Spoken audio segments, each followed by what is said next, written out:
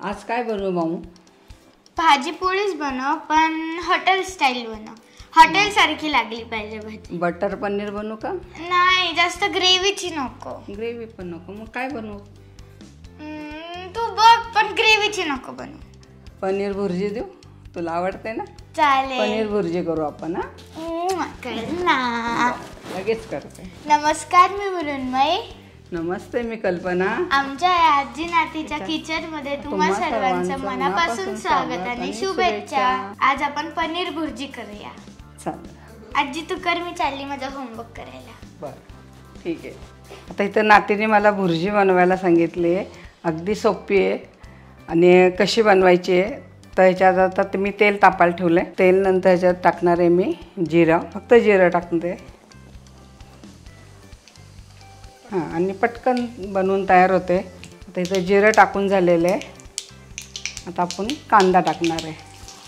कांदा जरा ह्याला जास्त लागतो, कांद्यामुळं चव छान येते. आता हा कांदा छान परतून घ्यायचा आहे आपल्याला.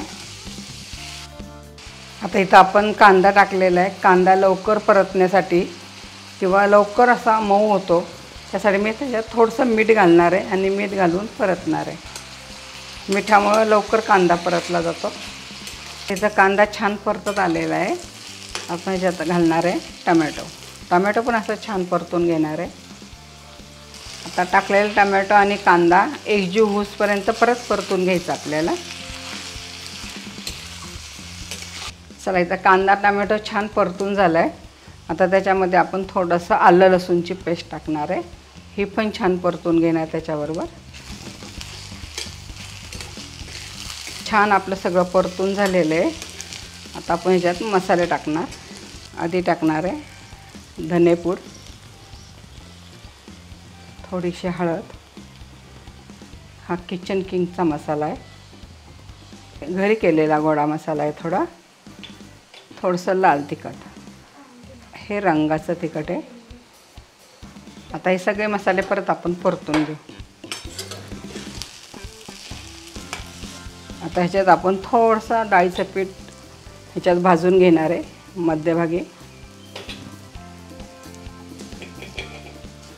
हे पण छान परतून झालं आहे आपलं. डाळीच्या पिठामुळं भुर्जीला एकसारखा दाटसरपणा येतो आणि आपली भुर्जी छान होते. म्हणून एक चमचाभर आम्ही डाळीचं पीठ टाकलं ह्याच्यात. काय मस्त दिसतं हा भुर्जी मसाला. त्याच्यात आपण काय करणार आहे, थोडंसं पाणी टाकणार आहे, खूप नाही टाकायचं. आणि आता घेणार आहे थोडंसं, आपलं मीठ राहिलं होतं, आता मीठ घालून घेऊ. कांद्यात थोडंसं घातलं होतं आपण, त्या प्रमाणात आता आपण मीठ टाकून घेतो. आणि थोडीशी साखर घालणार आहे ह्याच्यामध्ये, थोडी चवीसाठी. टमॅटो आहे ना आपला, म्हणून चवीसाठी थोडी साखर घातली आहे. आता पुन्हा एक जीव करून घेऊ हा मसाला आणि एक उकळी काढून घेऊ. बघा हा मसाला पनीर भुर्जीचा काय मस्त दिसतोय, कलरही छान आला आहे आणि सुवास एवढा दरवळतो आहे, बापरे, खूप त्या मसाल्याचा छान वास येतो आहे. आता पनीर घालूया आपण आता ह्याच्यामध्ये. तर हे पनीर मी हातानेच टाकणार आहे. तुम्हाला हवं असेल तर किसून पण टाकता तुम्ही. हाताने बरं वाटतं, बारीक होतं हाताने.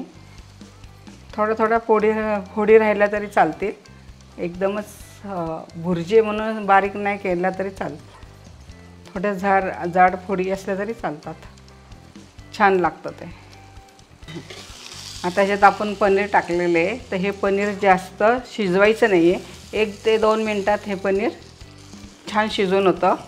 आणि आपण जर ह्याला जास्त शिजवलं की ते असं रबरासारखं दांडरल्यासारखं होतं. म्हणून पनीर कधी जास्त शिजवायचं नाही. 1 मिनटं झालं की आपण हे गॅस बंद करू. बघा आपली भुर्जी किती छान दिसते. आता शेवटी टाकणार आहे कोथिंबीर. कोथिंबीर पण मिक्स करून घेणार.